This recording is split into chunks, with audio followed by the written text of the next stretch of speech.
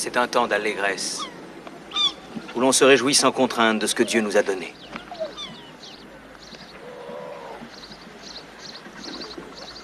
Mais un jour, Dieu pourra vous demander des comptes pour tous les dons qu'il vous a faits.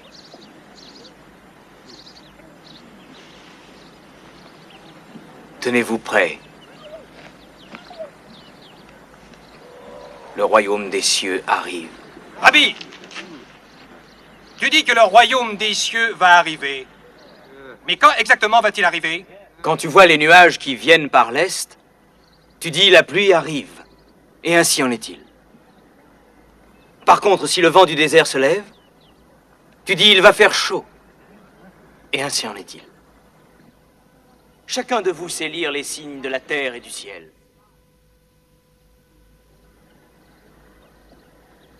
Comment se fait-il que vous ne sachiez pas lire les signes des temps, mes frères? Le royaume des cieux est ici. Maintenant. Tu n'es pas le bienvenu ici, me semble-t-il. Je ne sais pas comment tu te nommes, mais je connais ta profession.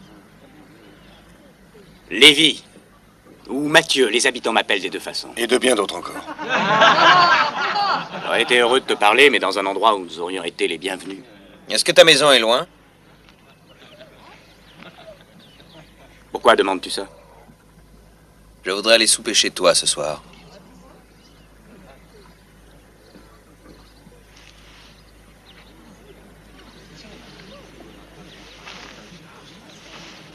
Tu entrerais dans la maison d'un homme de péché?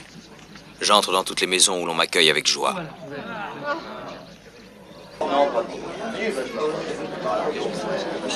Moi j'ai faim, mangeons.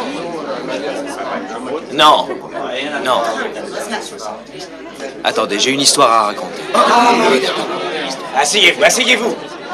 Chut, chut, asseyez-vous et taisez-vous. Oui, asseyez-vous. Il y avait un homme qui avait 2 fils.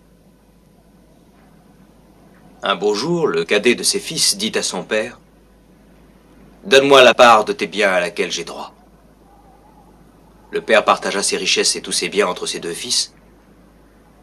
Et sans plus attendre, ce fils cadet partit pour un pays éloigné.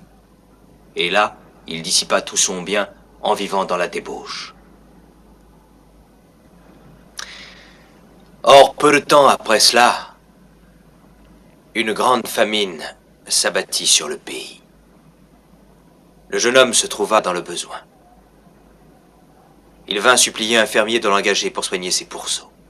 Mais il avait tellement faim que même les cosses de caroube qu'il donnait au porc lui paraissaient un délice. Les gorées s'en régalaient, et personne ne lui permettait d'en manger. Alors, étant rentré en lui-même, il se dit: chez nous, chacun, même un serviteur de la maison, a du pain à volonté, et de tout en abondance. Tandis qu'ici, moi, je meurs de faim.